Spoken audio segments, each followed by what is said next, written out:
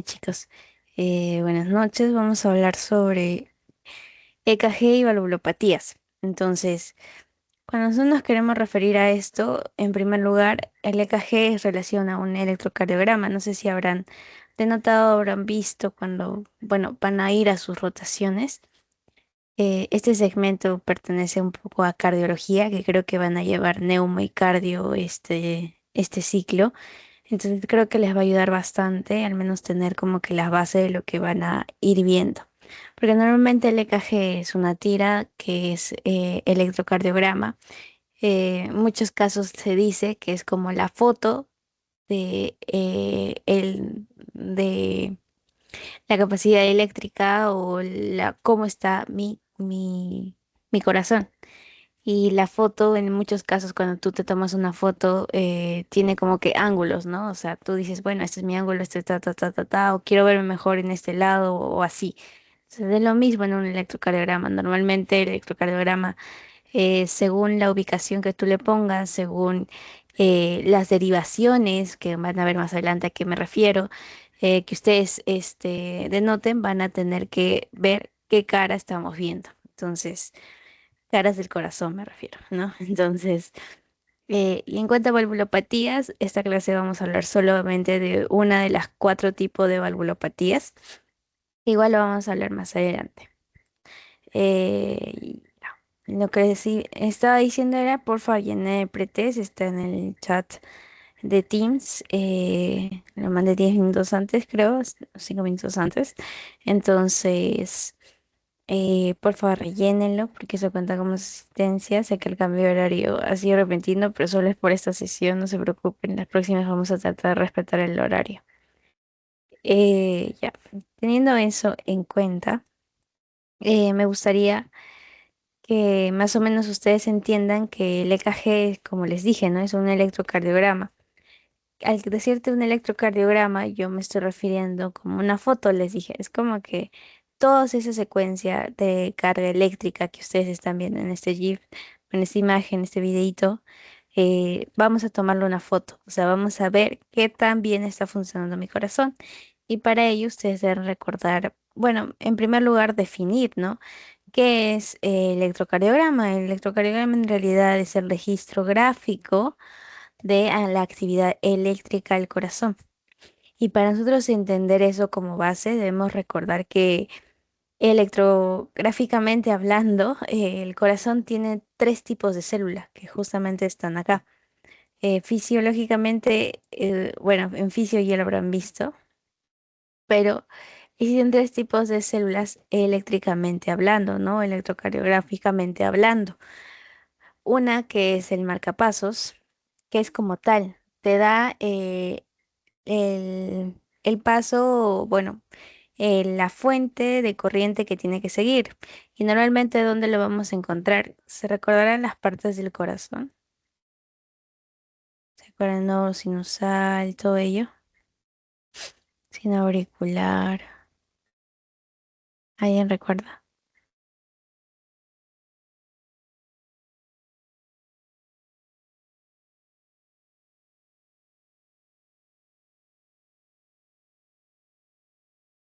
A ver, Lucía, ¿estás?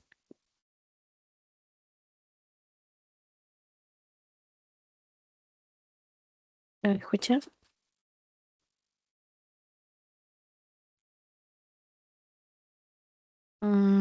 María, ¿estás? María Claudia. Sí, de los nódulos, ¿cierto? Ujú, Eh, nódulo sinusal, sinauricular. las fibras. Bueno, está bien, muy bien, excelente, gracias. Justamente eso es lo que quería que nos digan, ¿no? Porque en realidad el nodo sinusal es como nuestro marcapasos fisiológico. Si falla este, tenemos otro, que es el nódulo sinoauricular, ¿no? Entonces que está más abajito. Entonces eso ya ustedes ya lo conocen, ya lo saben. Pero lo que yo quería más o menos que ustedes más o menos se centren, valga la redundancia, era que nosotros vamos a tener aurículas, ¿verdad? Y ventrículos. Las aurículas y los ventrículos, normalmente la comunicación que van a tener eléctricamente hablando es lo que nosotros vamos a poder ver o denotar en un electrocardiograma, ¿ya? Entonces, volviendo a los tipos de célula, recuerden que el marcapasos es el fuente de corriente y normalmente lo vamos a encontrar en el sino sal, ¿no? Entonces, ¿qué otro tipo de célula? La célula conductora. ¿Y qué es conductora? Imagínense como un cableado, tal cual. Entonces, las células conductoras son las vías de, de conducción, en este caso, de las fibras, de la actividad eléctrica, perdón. Entonces, las células miocárdicas también nos van a ayudar, en este caso, a dar la contractibilidad de mi corazón. Si es contráctil, bueno, normalmente vamos a tener una contractibilidad. Al mayor masa, mayor células miocárdicas, y al tener mayor células miocárdicas, vamos a tener una mayor contractibilidad. ¿Y a qué me refiero con mayor masa? Es justamente que el ventrículo, si se dan cuenta, tiene una mayor carga, una mayor masita miocárdica. A eso es lo que me refiero. Entonces, la contractibilidad va a ser mayor en el ventrículo que en mis aurículas, que es una cantidad más delgadita, ¿no? Entonces, eso tienen que verlo. Las células miocárdicas se encuentran en todo el corazón, no se olviden, pero por la masa, por la cantidad, se encuentran en mayor medida en los ventrículos, ¿no? O sea, derecho e izquierdo. Siempre cuando les hablen del corazón, a menos cuando entren a cardio, les van a empezar a decir que la división del corazón es uno el derecho y otro izquierdo. Tienen dos corazones.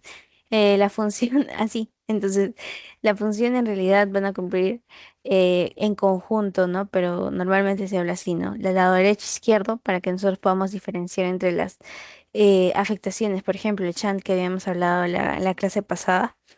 Entonces, vamos a tener que verlo así. Normalmente el EKG lo pides en qué casos. En estos son los casos que tú puedes pedir un EKG. Arritmias cardíacas, insuficiencias coronarias, alteraciones en el espesor de la pared de los ventrículos, alteraciones electrolíticas. Entonces, todo esto nos ayuda bastante. Todas estas patologías van a ser importante que ustedes realicen una buena toma del EKG, porque normalmente no conocen o no saben o no les enseñan cómo tomar un electrocardiograma de una manera correcta y obviamente al tener tu papelito del resultado del electrocardiograma, poder interpretarlo y poder leerlo. Para ello, ustedes deben recordar lo básico de el sistema eléctrico o las ondas que nosotros tenemos. Recuerden, tenemos, más adelante creo que les puse acá, pero bueno, los componentes del electrocardiograma. Recuerden que los componentes del electrocardiograma no solo van a ser las ondas, los complejos y el segmento, también el intervalo. Entonces, esos cuatro componentes del electrocardiograma nos ayuda a determinar si existe alguna patología o no. Entonces, volviendo se acordarán la onda P, ¿qué es lo que eh, ah, qué es lo que significa? Porque creo que lo ven en fisiología.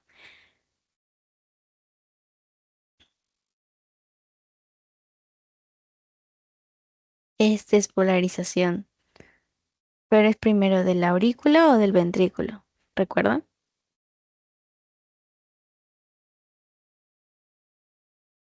Cristel, ¿me ayudas, por favor? Primero de la aurícula. Muy bien. Sería una despolarización auricular, lo que me hace entender que la onda P se refiere a ello, ¿no? Entonces, más o menos, no, acá no está. Ujú. Entonces, más o menos, en cada parte de despolarización de la aurícula, del ventrículo, nos va a diferir cada onda. Entonces, todo eso van a tener que recordarlo, repasarlo fisiológicamente hablando. ¿Ya? Pero lo que me importa a mí ahora es el electrocardiograma, porque en realidad tienen que entender que esa es un papel, tal cual, sale de esta manera. Es un papel súper largo, largo, largo, largo, larguísimo. Y dentro de ese papel ustedes van a tener cuadraditos. Esos cuadraditos nos ayudan a poder ver tanto la amplitud de de la carga eléctrica que me está mandando mi corazón. ¿Qué otra cosa? La duración o el tiempo que demora en hacer justamente esa actividad eléctrica. Entonces, nunca se van a olvidar que para arriba, o sea, X y Y, ¿se acuerdan? X, Y, todo eso. Entonces, la amplitud lo vamos a ver de manera vertical. En cambio, la duración del voltaje o de la actividad eléctrica de mi corazón va a ser en horizontal.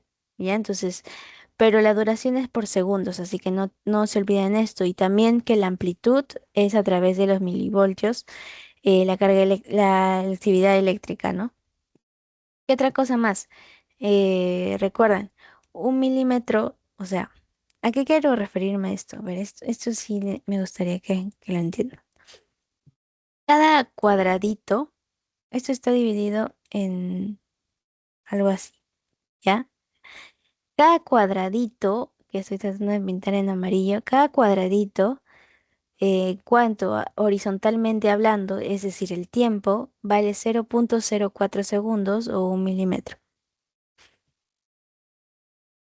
Si este mismo cuadradito, pero de manera vertical, me vale a 0,1 milivoltios. Entonces, si tu onda está mucho más arriba, por ejemplo, de la base, que vas a tener en cuenta, esta sería la base, voy a poner otro color. Ah, esa sería mi base, ¿no? Entonces, esta sería mi base y la cantidad de voltios que, por ejemplo, está en esta onda, que más o menos sería la onda T, sería un cuadradito, dos cuadraditos, tres cuadraditos y más o menos y medio, ¿no? Entonces sería tres cuadraditos porque si se dan cuenta acá también la amplitud, o bueno, la onda empieza más arribita. Entonces, a lo que me quiero referir es que cada cuadradito y cada onda nos va a decir cuánto de voltaje tiene. Por ejemplo, esta onda tiene tres cuadraditos en promedio. Tres cuadraditos, ¿cuánto lo equivaldrá? A 0,3 milivoltios. ¿Ya? En cambio, si por ejemplo esta misma onda, hablamos de esta misma onda, tiene uno, dos, tres más o menos, tres cuadraditos de manera este, horizontal y cada cuadradito vale 0,04, perdón, segundos, entonces uno, 2, 3, 3 segundos, ¿cuánto vendría a ser? 0,12, ¿verdad? 4, 8, 12. Entonces, esos segundos. Entonces, eso es lo que yo quiero perdón, es lo que yo quiero que se den cuenta cuando vean ese caso, ¿no? Entonces, también la amplitud y duración, lo principal, porque de cierta manera eso les va a ayudar a tener en cuenta. ¿Qué más? Cuando nosotros nos referimos a cada cuadrado, porque recuerden, acá hay cuadraditos, pero dentro de esos cuadraditos conforman un cuadrado grande. Recuerden, 5 por acá, 5 por acá, me forman un cuadrado total, 25 cuadraditos chiquitos me forman un cuadrado grande, ¿ya? Entonces, eso también tienen que tenerlo en cuenta. ¿Por qué? Porque normalmente cuando nosotros medimos la frecuencia en un electrocardiograma, lo vamos a medir a través de esos cuadraditos, ¿ya? Muy bien. Ahora me gustaría bastante que podamos ver las derivaciones. Esto más que nada se debe a las derivaciones uno del triángulo de Benton y el sistema hexaxial de Bailey, que en realidad son los grados que tú puedes poner en un electrocardiograma para que tú lo realices de una manera adecuada, porque normalmente tú vas a ir al hospital y te van a enseñar en un primer momento, ¿no? La ubicación de cada derivación. Entonces, tú vas a tener que recordar que las derivaciones en el electrocardiograma son seis. Tienes seis derivaciones. Estas 6 derivaciones van a tener una posición específica. Las derivaciones, en este caso B1, va a estar en el espacio intercostal 4 para esternal, o sea, al costado de mi esternón del lado derecho. Derecho. En la derivación B2 está ubicado en el espacio intercostal 4. eh, Espacio intercostal, recuerden, ¿no? Esta es la costilla, esta es la otra costilla. Esto vendría a ser el espacio intercostal. Entonces, para esternal, pero para el lado izquierdo. Y de ahí ustedes van a tener que recordar 5, 5 y 5. ¿Por qué? Porque las derivaciones B4, B5 y B6 se ubican en ese espacio intercostal, en la 5. Pero uno se va a ubicar en la línea media clavicular. Recuerden, esta es la clavícula, línea medio clavicular. Listo, chueco esa línea. Pero bueno, ahí vamos a encontrar a derivación B4. Y ahí es donde tienes que poner tus chuponcitos de electrocardiograma, que no sé si lo puse acá. Pero bueno, son chuponcitos que tú pones en ese lugar para que tú puedas ver o realizar un correcto electrocardiograma, ¿no? Entonces, la ubicación siempre les van a preguntar, no solamente cuando vayan a hospitales, sino cuando realicen un electrocardiograma, porque aquí es muy probable que lo hagan. Les van a decir, ya, la ubicación del espacio de la derivación B6, ¿dónde es? Que me ayuda también a conocer que la derivación B6, o sea, qué cara mide, porque normalmente cada derivación es como una pose o una posición del corazón, ¿no? Es como que tú estás tomando fotos de todos los ángulos del corazón, por así decirlo. Es una foto, pero de todos los ángulos que podría tener mi corazoncito. En este caso, cada derivación me ayuda a determinar eso, ¿ya? Entonces, siguiendo la B5, la derivación B5 se ubica en el espacio intercostal 5, pero en la línea medio axilar. ¿Qué quiere decir la línea medio axilar? Esta parte de acá, entre la axila, o sea, ustedes levantan su brazo, van a encontrar la axila, ¿verdad? Entonces, esta línea, en la parte anterior, la línea axilar anterior, vas a colocar la derivación B5. La derivación B6 va en la línea axilar media.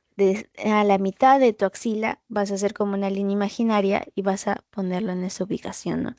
Entonces, las derivaciones creo que también les pregunté, porque si preguntan, al menos en rotaciones les pueden preguntar y quizá en algún otro caso para que tú ya sepas de dónde viene o dónde es su ubicación.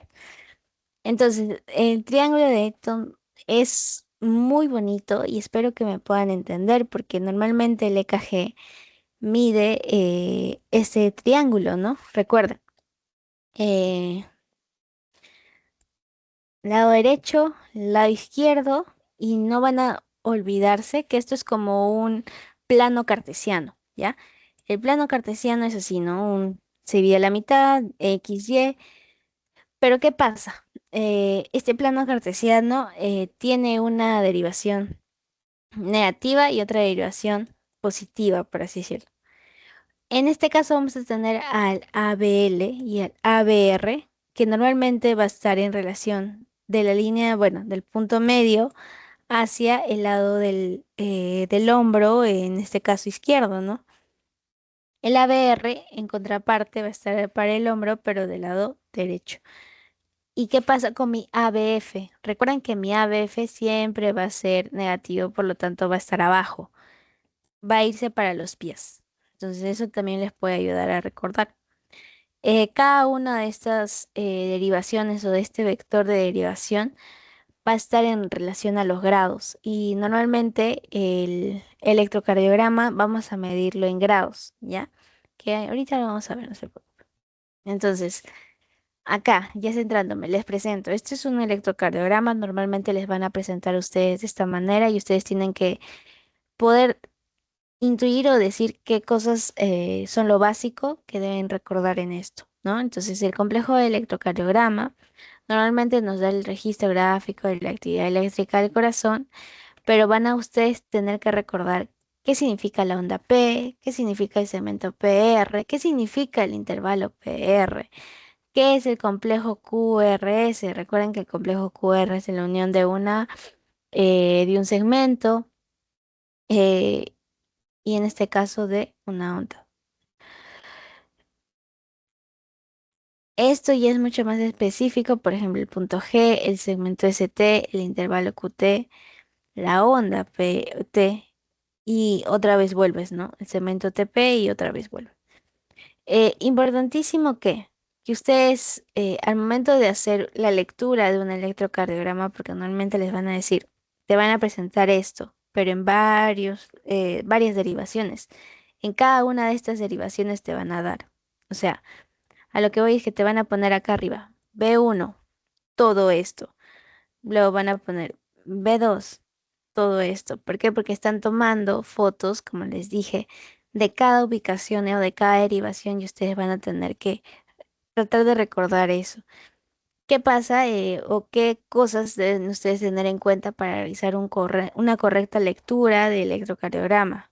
Uno, que el electro esté calibrado. Cuando ya les enseñen eso, más o menos van a ver a qué me refiero. Pero que esté calibrado es que las ondas o la amplitud de los milivoltios sea de una manera adecuada, porque normalmente se mide y no se determina eh, bien eso, ¿no? Entonces, ¿qué otra cosa? El ritmo. Si se dan cuenta, el ritmo nos ayuda a medirlo a través de qué. ¿Saben qué es ritmo? Para ir empezando con eso. El ritmo cardíaco.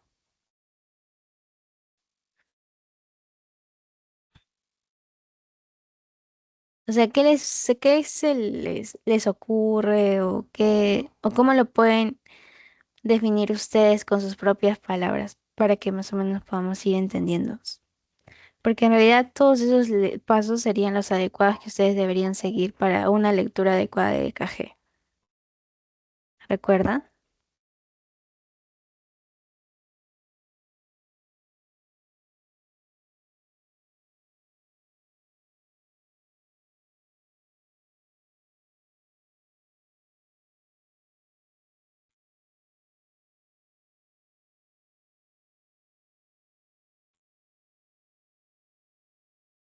¿Recuerdan, chicos? Porque en Mm, Que fisio sea, les... Dime. que sea constante. Ujú. Ajá, sí, el ritmo debe ser constante, debe ser igual en todas las derivaciones, no tan igual en todas las derivaciones, pero al menos en lo que corresponde a esa derivación debe ser parecido, constante y que esté ahí, ¿no? En realidad. Muy bien. Eh, la frecuencia cardíaca normalmente se va a medir a través de varias fórmulas, ¿ya? Entonces, no sé si sea tan correcto porque normalmente en semio se ve clínica, ¿no? Entonces, eso es como que lo que sí o sí les van a poner en el segmento de cardiología, que ustedes van a tenerlo como que aparte. Entonces, si tienen todo esto como que para que ustedes ya más o menos vayan viendo y lo vayan eh, entendiendo. Y lo que a mí me gustaría es que primero vean si está calibrado o no su electrocardiograma o la máquina que hace electrocardiogramas. Luego vean el ritmo. Les van a enseñar en un cardio ver el ritmo. Luego vean la frecuencia cardíaca, que existen fórmulas para que ustedes puedan determinar la frecuencia cardíaca. 1/300, 1/100, disminuir, contar cuadraditos, o sea, son bastantes. Entonces, el eje cardíaco es a través de este triángulo que les estaba tratando de mostrar. Este eje me ayuda mucho porque normalmente si es positivo, si es negativo, si mi onda es fácil, ¿no? Si está para arriba es positivo, pero si está para abajo es negativo en cuanto a las ondas del electrocardiograma. Pero en el eje cardíaco normalmente es al revés, todo está como que de cabeza, por así decirlo. ¿Ya? Entonces es mucho más complejo por eso. Lo que a mí sí me gustaría o me hubiese gustado que más o menos entiendan es esta parte. Uno, que sepan qué es. Dos, que sepan que los tipos de células son diferentes y que cada uno va a cumplir una función. Tercero, en qué casos uso un electrocardiograma, porque no es en todos. Y cuarto, que recuerden fisiológicamente hablando qué significa la onda P. Recuerden que eso es una despolarización auricular. El complejo QRS, qué significa, que es una despolarización ventricular. Más o menos acá lo vamos a poner. Ventricular, el complejo QRS. ¿Qué pasa después de despolarizar las células? Es una repolarización, en este caso ventricular. ¿Con quién? Con la onda T. Ya repolarización ventricular con la onda T. Entonces eso tienen que ustedes tener en cuenta, ¿no? Complejo QRS, despolarización ventricular. Onda T, repolarización ventricular. Entonces, cada onda vamos a tener que recordar que tiene una distancia o un tiempo que tienen como base. Normalmente, la onda P siempre es positiva y su duración es de 0,08 a 0,10 segundos.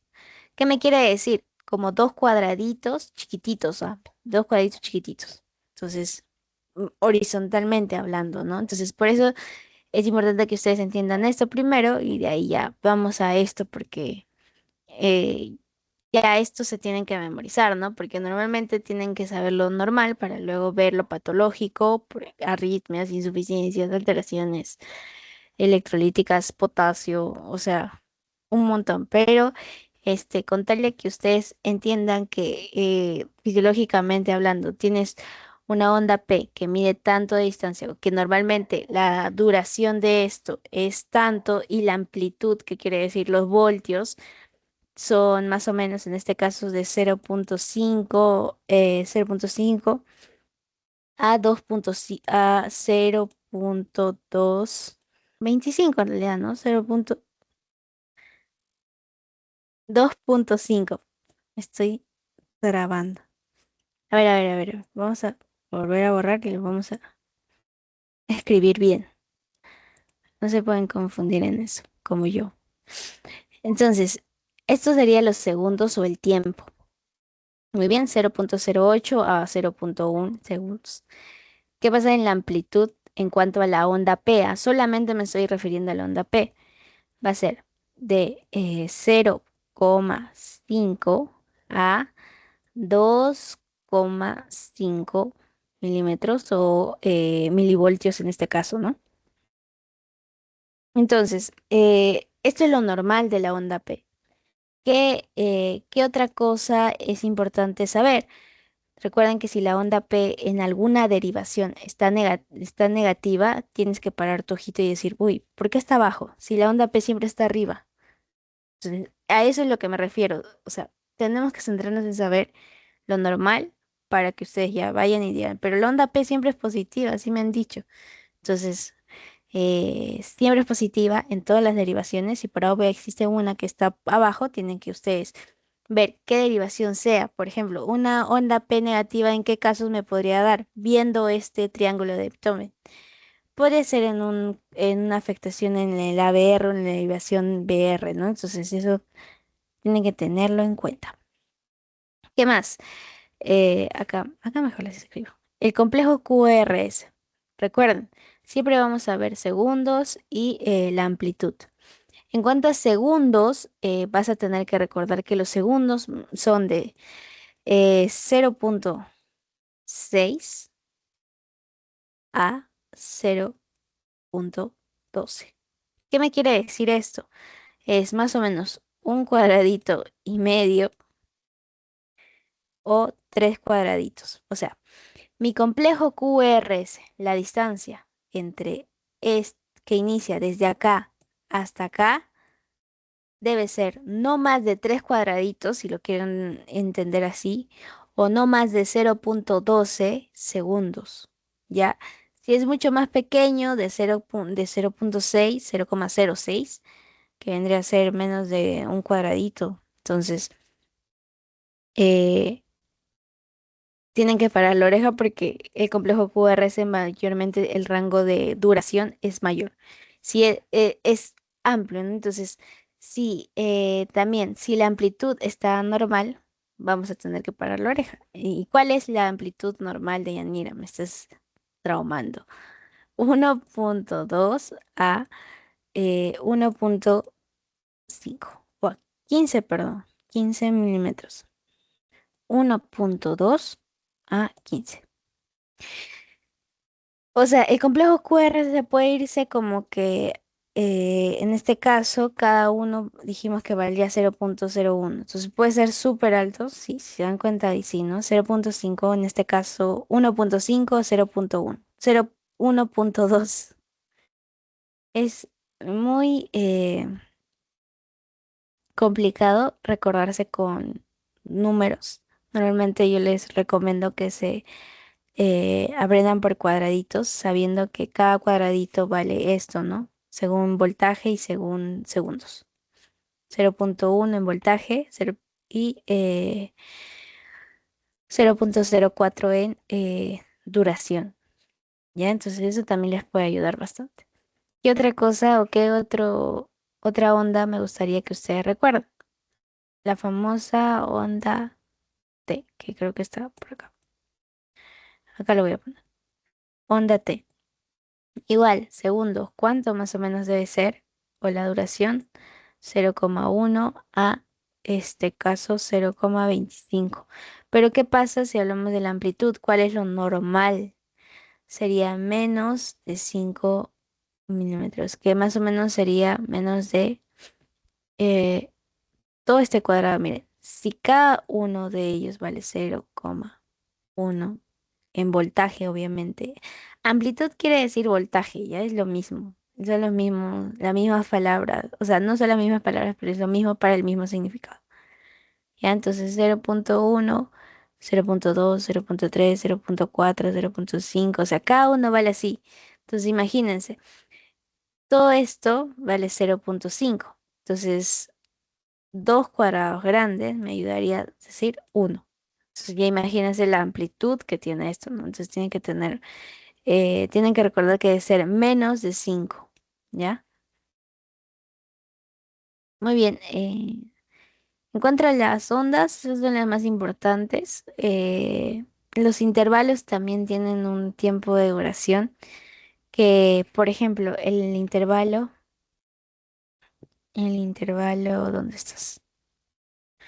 El intervalo PR, que es muy frecuente que les pueden decir, es de 0.12 a 0.2 segundos, ¿no? Existe un intervalo QT, pero este intervalo QT existe, no sé si habrán escuchado hablar de intervalo QT corregido. Los muevo a cada rato. QT corregido. Cuando hablamos de intervalo QT corregido, vamos a referirnos a QT sobre ritmo.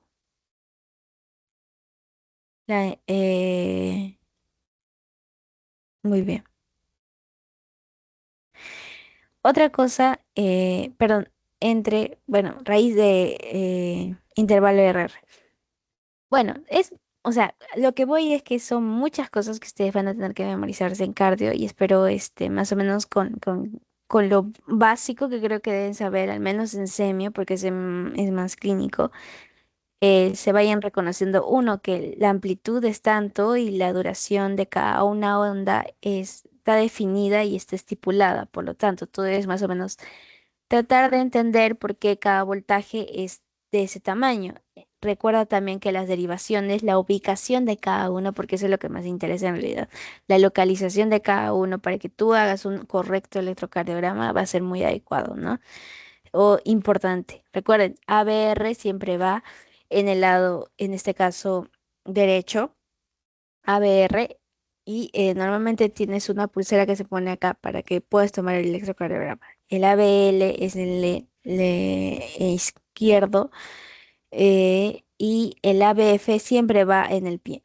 ¿Ya? Entonces, como está en el Thiago de Beethoven, entonces eso siempre, siempre, siempre les van a preguntar. Y eso era lo que más o menos quería que sepan del EKG. Esto ya les va a ayudar bastante en cardio. Recuerden que la lectura va a ser muy importante. Ah, y las partes del EKG. Recuerden la onda, recuerden el intervalo PR, el complejo QRS, el intervalo RR, la onda Q, el intervalo QT, el segmento ST, la onda T. Acá, como datito para que ustedes ya vayan más o menos preparados en este caso, cuando existe una elevación de la onda, del segmento, perdón, ST, nosotros vamos a sospechar de que existe una lesión en mi miocardio o en la derivación que veamos, ¿ya? En la posición que veamos al corazoncito. Cuando existe una elevación de la onda, en este caso, T, vamos a referirnos a procesos isquémicos, es decir, un infarto agudo de miocardio, muy frecuente, ¿ya? Elevación de onda T para la oreja, un aumento, una isquemia, ¿no? Entonces, en ese caso, tiene que tenerlo en cuenta. ¿Qué otra cosa más? Es importante que ustedes vean que la onda Q hace relación a ¿qué?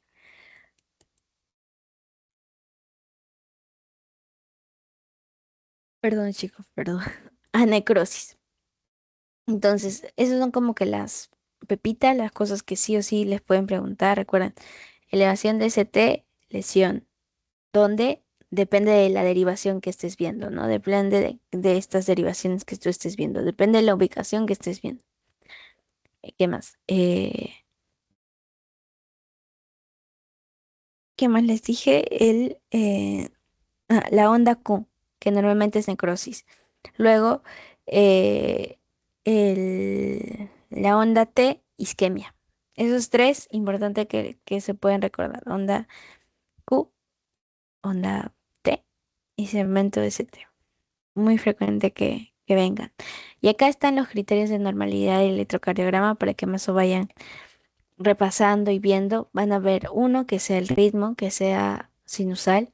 Ahí en el mismo EKG ustedes van a tener que determinar si el ritmo es sinusal, si está de variado o no. La onda P, si precede al complejo QRS, que habíamos visto que es lo normal que la onda P esté antes de mi complejo QRS. Mi intervalo PR sea isoeléctrico y cuando les dicen isoeléctrico quiere decir iso es igual. Entonces la actividad eléctrica sea igual acá como acá, que es positivo o negativo, ¿no? Entonces tienen que tenerlo en cuenta. ¿Qué más? El complejo QR está estrecho y sigue a cada onda P. Después de cada onda P existe un complejo QR, eso es lo normal, eso debe ser siempre. Por eso les digo, esta imagen les ayuda bastante a entender que eso es lo normal.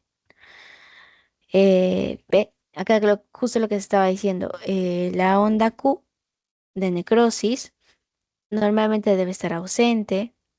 El segmento ST isoeléctrico, pero si está elevadísimo o si pasa algo, normalmente sea por un proceso que existe una lesión en mi miocardio.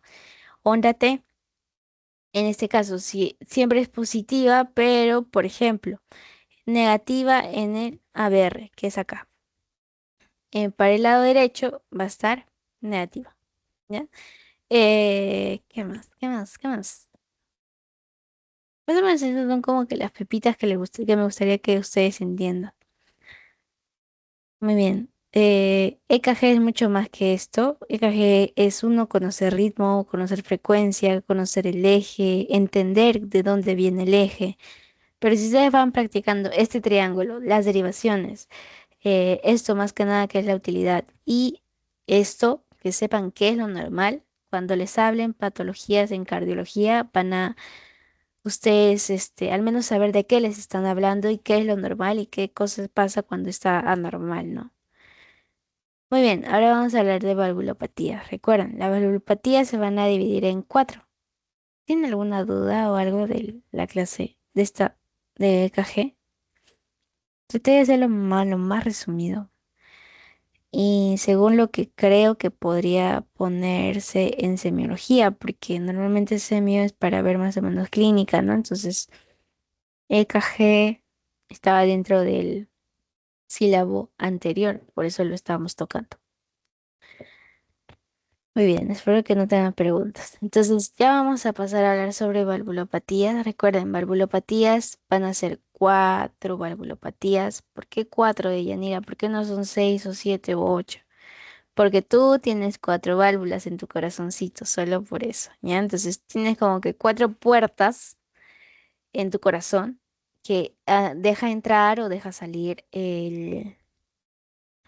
la sangre, ¿no? Oxigenada y desoxigenada. Ahora, preguntona. ¿Recordarán ustedes la circulación normal? O sea, ¿cuál es el proceso o cuál es, mejor dicho, de dónde viene o de dónde llega la sangre a mi corazón? ¿A dónde se va? ¿A dónde, bueno, si vuelve o no vuelve o ya se va sistémicamente hablando? Es decir, la conducción de la sangre, ¿cuál es? ¿Recuerda? Si uno recuerda eso.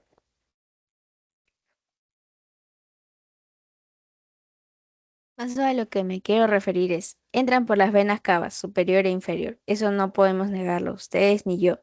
Ya, entonces, ¿por qué? Porque es la recolección que está de todo mi cuerpo, llega a través de las venas, ¿verdad? Entonces es como desoxigenada. Entonces, ¿qué pasa? Después de eso llega ¿a qué parte? A la aurícula, a mi ventrículo, derecho, izquierdo. A eso me refiero. O sea, ¿cuál es la conducción de la sangre para que se pueda oxigenar y pueda salir a a las otras partes de nuestro cuerpo? ¿Por qué les pregunto esto? Porque es muy frecuente que les hagan en cada pase de visita. Es muy frecuente porque es lo básico que deben saber. ¿Alguien? O llamo.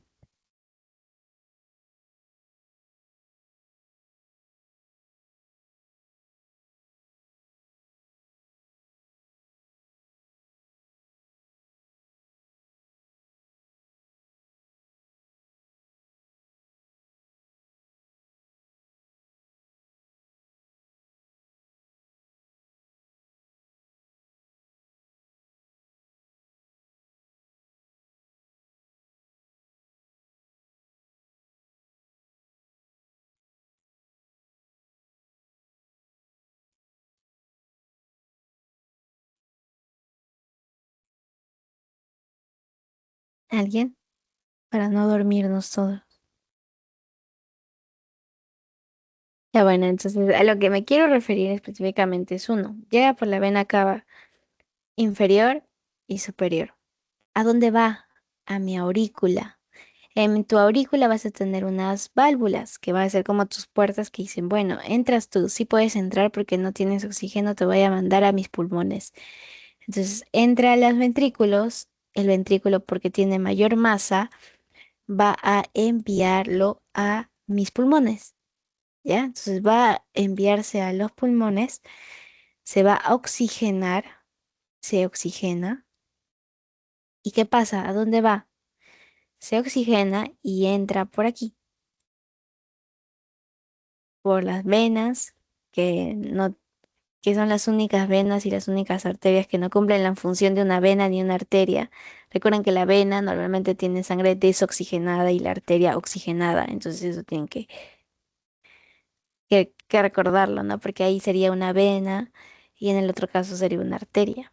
Pero no es porque sea que lleven oxígeno, sangre oxigenado o desoxigenada, ¿no? Es porque anatómicamente hablando estamos diciendo eso. Y entonces, bueno, ya. Entra por nuestras venas pulmonares, oxigenadas obviamente. Eh, Entra a través de ¿quién? De mi aurícula izquierda. Luego de mi aurícula izquierda va a pasar a mi ventrículo izquierdo. Llega a mi ventrículo izquierdo y mi ventrículo, porque tiene mayor masa, es más frotachón, es más fuerte, va a bombear y va a mandar a todas las partes de todo tu cuerpo. ¿Ya? Entonces, ese es el sistema de conducción y es muy importante que lo recuerden. ¿Por qué? Porque ahorita vamos a ver sobre las válvulas que existen dentro de ella. Entonces, ¿cuáles son algunas válvulas que les van a ayudar a recordar?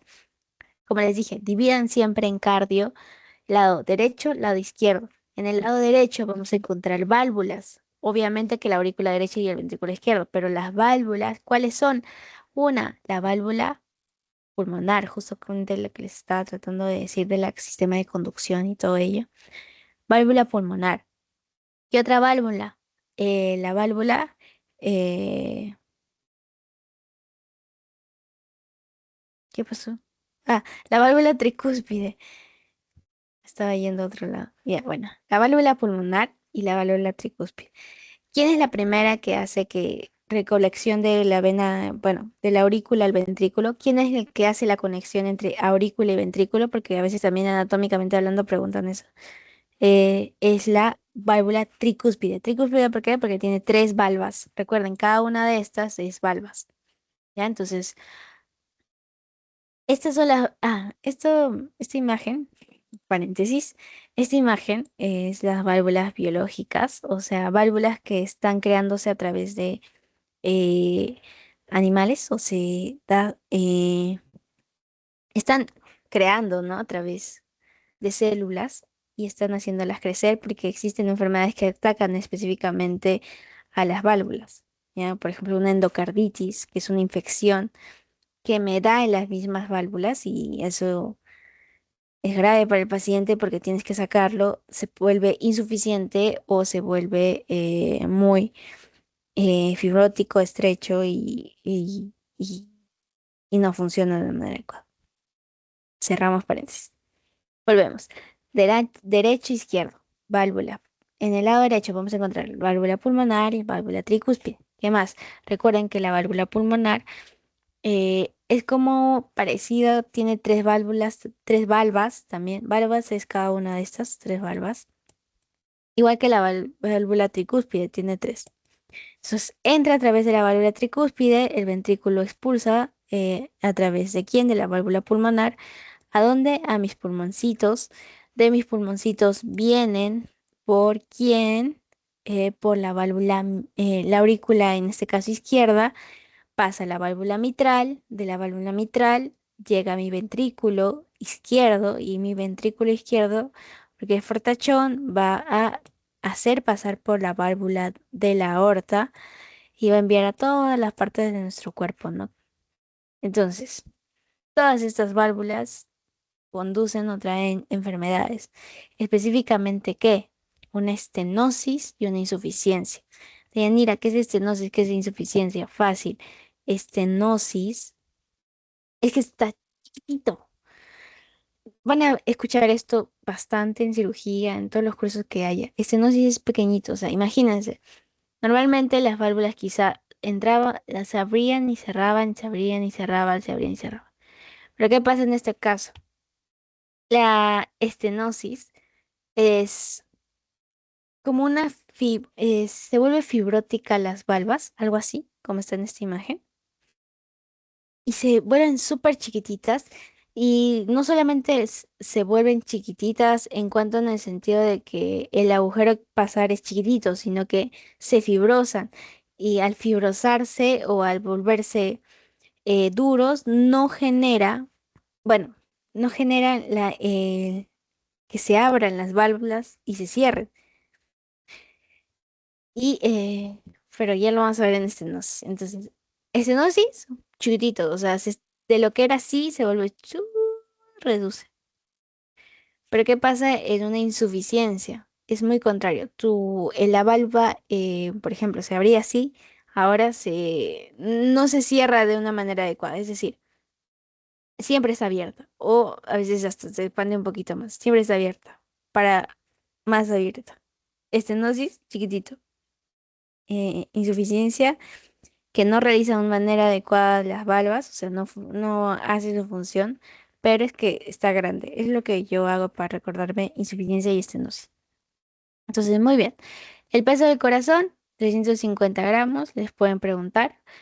Recuerden, tenemos tres caras y cuatro cavidades. ¿Alguien recuerda cuáles son las caras del corazón? Anatómicamente hablando, son tres.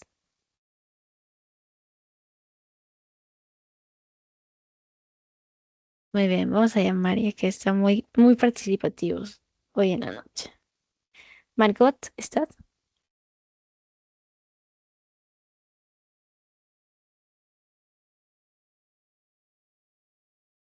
¿No está? ¿Ya diré estas?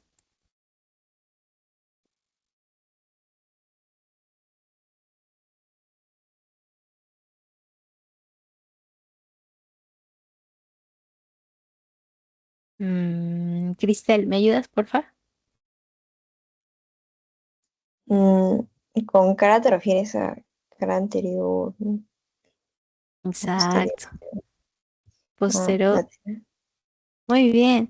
Y justo ahí está el plagio. Anterior, lateral, postero, inferior. No se olviden de eso, ¿ya?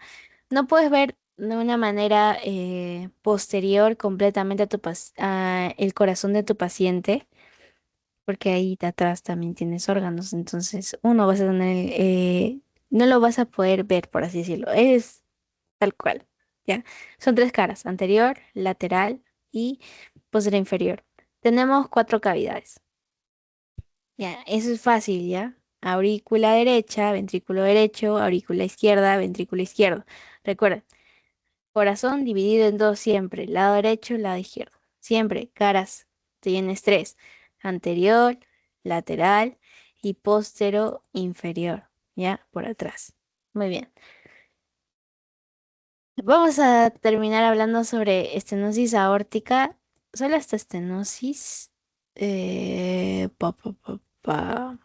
tenemos que hablar de todos, lo siento, chicos. Estenosis aórtica.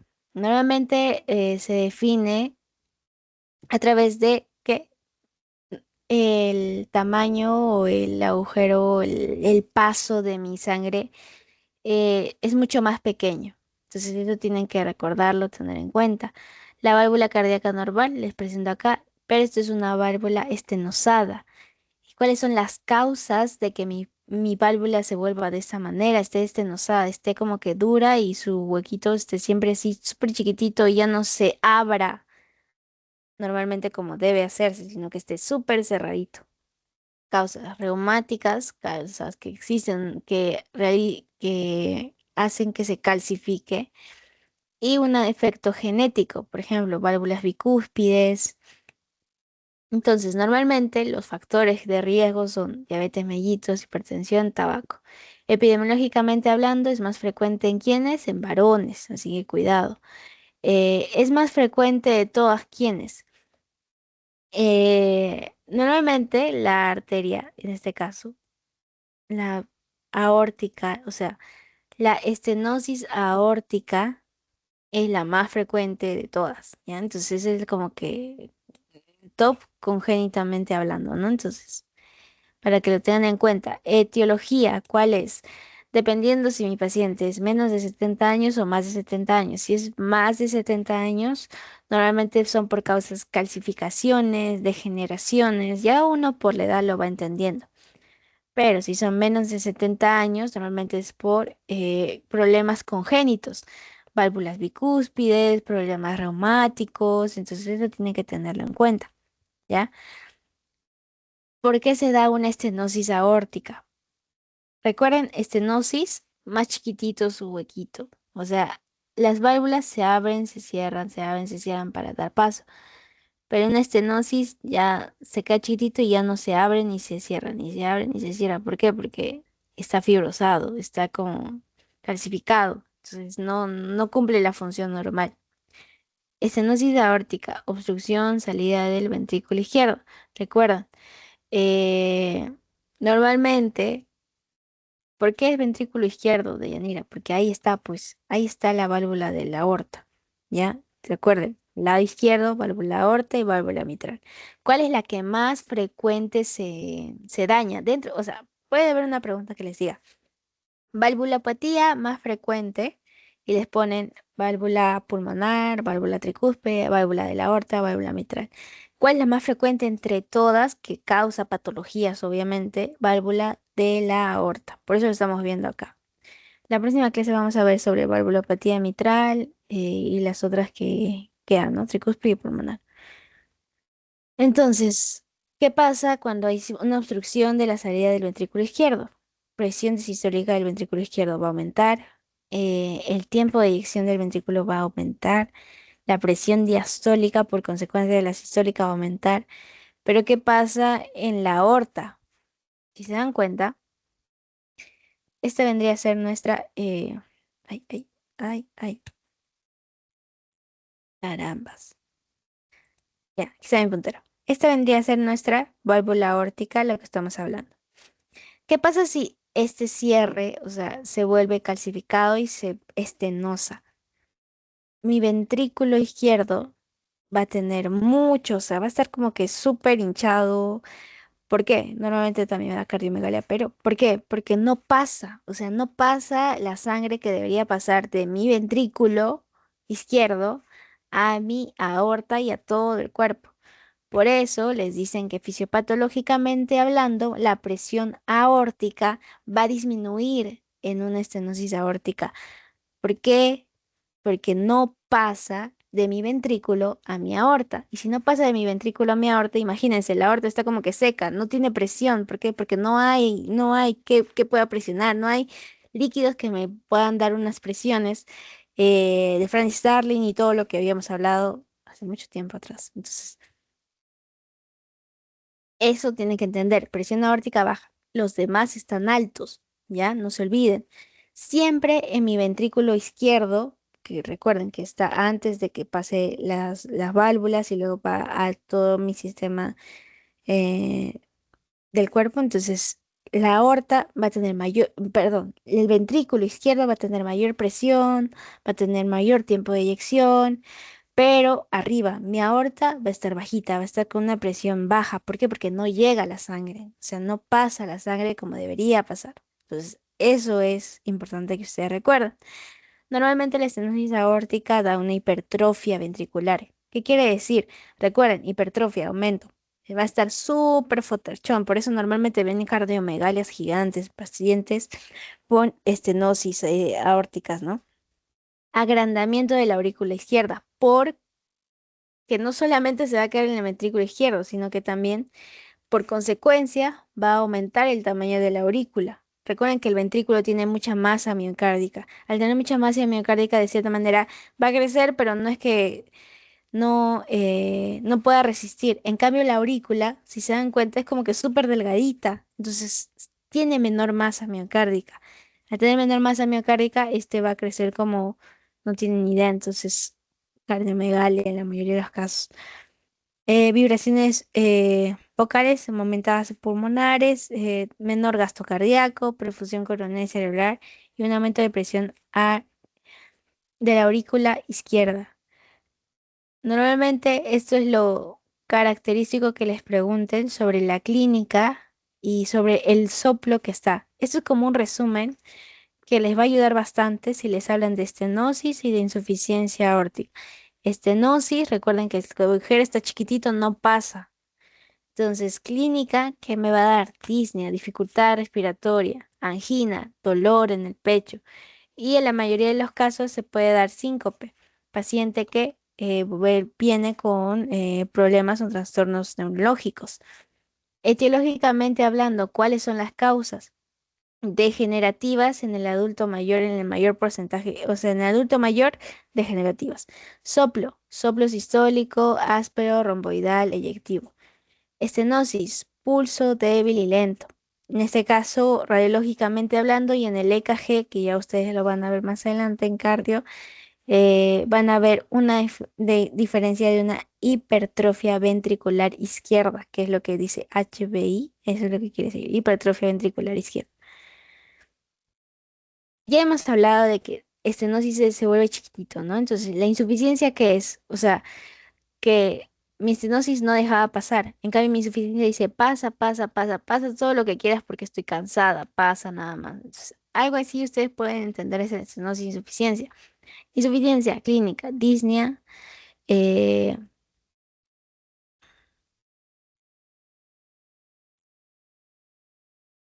causas, etiología, en este caso reumática y endocarditis. Si se dan cuenta, degenerativa, reumática, normalmente la insuficiencia da en pacientes jóvenes, ¿ya?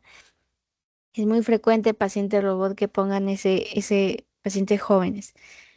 En cambio, en una estenosis, paciente adulto mayor es como que lo más frecuente que les pueden venir. ¿Qué más? El soplo de tipo diastólico, el soplo de Austin Field.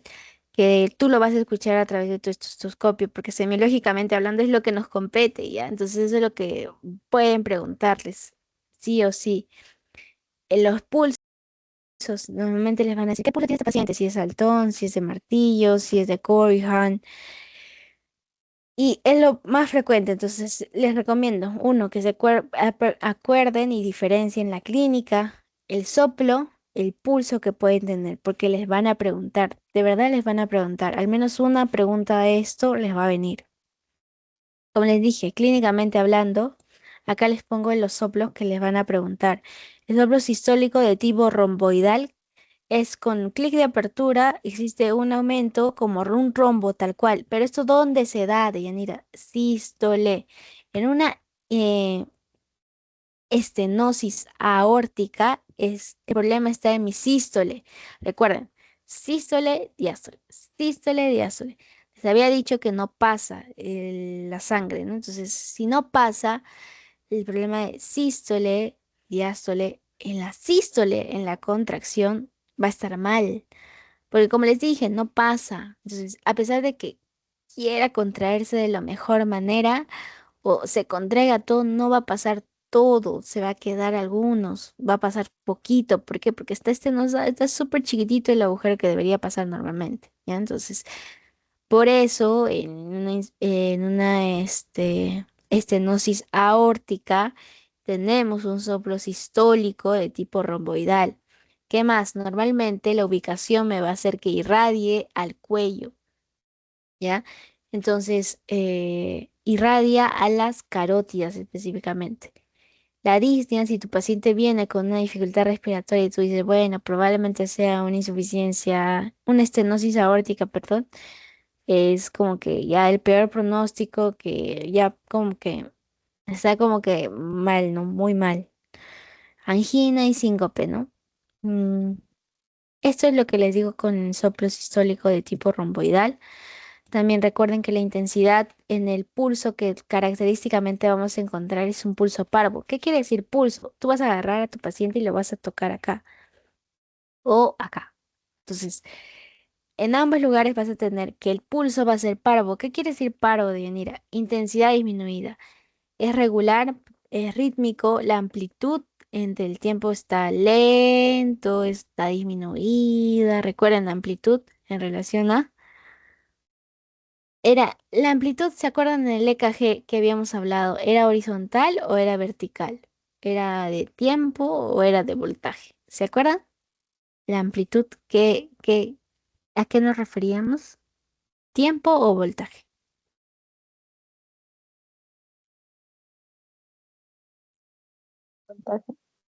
Muy bien, gracias. Voltaje. Y como si se dan cuenta, estas palabras clave son las que en la mayoría de los casos les van a venir, ¿no? Para que ustedes lo entiendan. ¿Cómo doy el diagnóstico de una estenosis aórtica? Clínica, electrocardiograma, radiografía de tórax. ¿Por qué? Porque vas a ver la hipertrofia, cardiomegalia, ecocardiografía, que es es como un ultrasonido que se realiza, pero se mete por acá y ven al mismo corazoncito. Una vez vi una paciente de 40 años con una endocarditis. ¿Qué es una endocarditis? En estas válvulas, a ver, en estas válvulas, en vez de ponerse reumáticas, y justamente vamos a hablar de insuficiencia aórtica, bueno, ya, voy a decirles mi historia más adelante. Criterios hemodinámicos de gravedad en el área valvular va a depender si esta es leve, moderada o severa. Es decir, el área entre las válvulas, que por ejemplo era así y ahora está así nada más y tampoco funciona, ni abre ni cierra. Entonces, si es mayor de 1,5, o sea, si es más grande su agujerito, tenemos un buen pronóstico. Pero si es mucho más pequeño el agujerito que va a pasar, tenemos un mal pronóstico. ¿Ya? Entonces, por eso es leve, moderado, severo, para que lo entiendan y no lo memoricen. Insuficiencia aórtica. Cuando hablamos de una insuficiencia aórtica van a tener que recordar que es un déficit. ¿Déficit de qué? De las válvulas. Déficit de funciones, en este caso de las válvulas. Factores de riesgo, diabetes mellitus, hipertensión, tabaco, como la estenosis. Epidemiológicamente hablando, va a incrementar según la edad del paciente y normalmente afecta a varones, ¿ya? Las causas, aguda, crónica, dilatación de la raíz aórtica. Ya, y acaba mi historia. Vi una paciente con 40 años más o menos que tenía una endocarditis. Esta endocarditis había no solamente... La endocarditis es como que arbustos que crecen en las valvas. ¿Y por qué se da? Por infecciones. Entonces, había crecido una infección en las valvas que ha hecho que sea insuficiente, ¿ya? Imagínense como que arbolitos en las valvas, o sea, y todos esos arbolitos son en realidad las bacterias o lo que estaba causando al paciente, ¿no? Entonces, la afectación lo tenía en las cuatro valvas, ¿no? Entonces, en las cuatro válvulas, en tres válvulas, perdón. Solamente le faltaba una y tenía 40 años. Entonces, me sorprendió mucho la afectación tan grave que puede causar una insuficiencia aórtica, porque normalmente las endocarditis generan una insuficiencia aórtica, ya no funcionan de una manera adecuada. Las válvulas es como que se abren, cierran, dejan pasar, no dejan pasar, dejan pasar, no dejan pasar. Entonces imagínense que tienen acá un bultito, o sea, se van a volver insuficientes, quizá van a abrirse y no van a cerrarse, quizá van a mantenerse súper abiertos y ya no van a cerrar. O al revés, ¿no? Entonces se mantienen cerraditos y no pueden abrirse de otra manera. O sea, están cansados tal cual, las valvas se cansan. Es una insuficiencia aórtica, las valvas cansadas. Algo así les puedo decir para que lo puedan entender. Muy común que les vengan con soplo diastólico de Austin Field en punta. El signo de Mosset es esto, parecido a una irritación yugular. Acá. El pulso de Corrijano de Keller, que no sé si se ve en este video o no ven. El síndrome de Müller, que es como que la pigmentación, la macroglosia, disnea, esfuerzo paroxístico nocturno, angina, palpitaciones, el pulso saltón. El signo de Kinken, que creo que les puse como pregunta, es en el lecho unguial. En este caso, vas a presionar al paciente y normalmente de nosotros va a volver la irrigación. En esos pacientes no vuelve. Se queda como que blanquito, así. En cuanto al pulso, tiene un pulso de tipo saltón. Sí me gustaría que se aprendan esto porque normalmente el soplo que van a escuchar, o sea, ustedes escuchan a través de su estetoscopio y van a decir, este es un soplo diastólico de Austin Flint en punta. Y te van a decir, pero qué, ya, entonces eso, ¿qué causas me dan o por qué se da? Por una insuficiencia aórtica en la mayoría de los casos. Obvio que tienes que ubicar el foco aórtico para evaluar y escuchar bien, ¿no? Espero que la próxima clase lo podamos ver mejor. El signo de Burosis, que es una afectación específicamente en la arteria femoral. Entonces, no encuentras pulso en la arteria femoral y tu paciente tiene insuficiencia aórtica. Uy, tienen que tenerla ahí muy en cuenta. Diagnóstico clínico, electrocardiograma, radiografía de tórax, ecocardiograma y cateterismo. Muy bien, chicos. Sería todo. No me quiero pasar más tiempo. Es muy noche. Me disculpo por el horario. La próxima clase vamos a ver las otras válvulas, las otras valvulopatías que nos quedan y quizá repasar un poquito más sobre el EKG y les voy a traer un ejemplo, quizá lo podamos resolver juntos, pero como les dije, semio, al menos eso, y que sepan la ubicación de las derivaciones, la importancia de estas.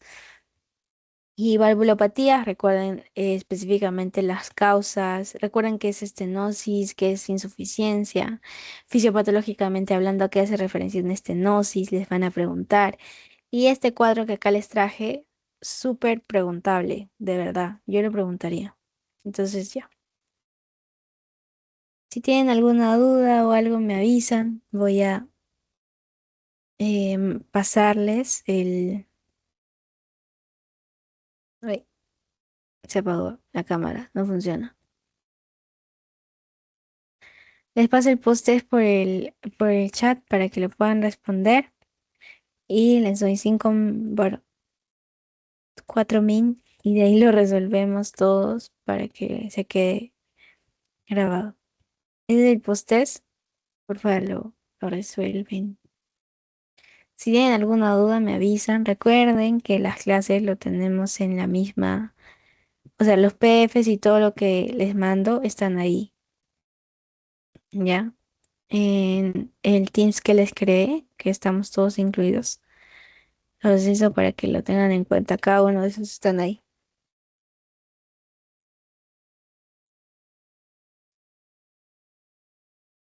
Uy,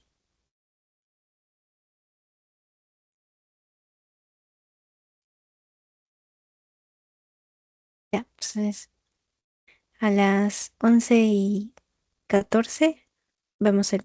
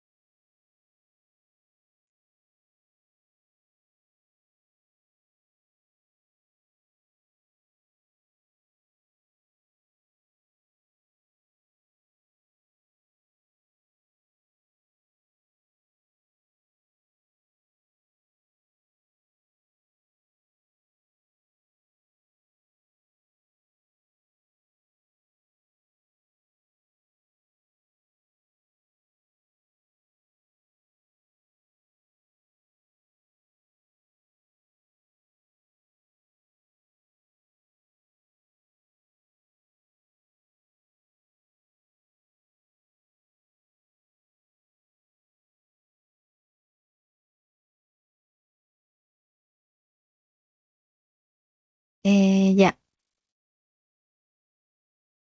entonces, clínicamente relacionada con la estenosis aórtica, se acordarán que hablamos en este caso de la clínica que es muy característico de una estenosis aórtica.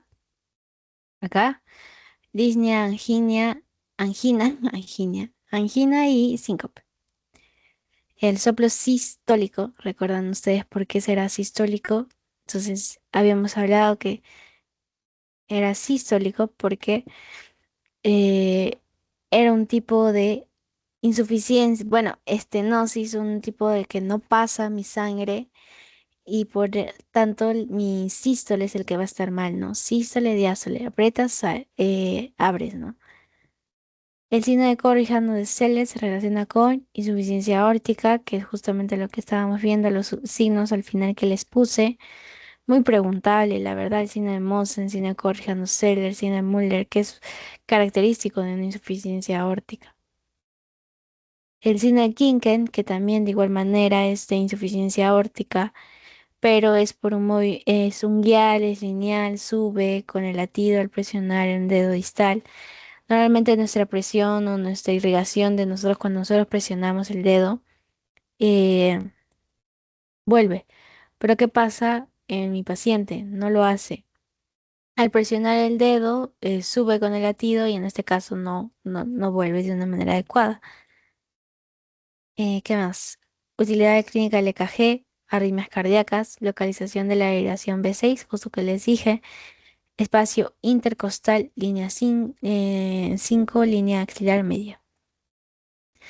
Muy bien, respondan en post. Muchas gracias, chicos. Vamos a terminar la sesión. ¿Tienen alguna duda?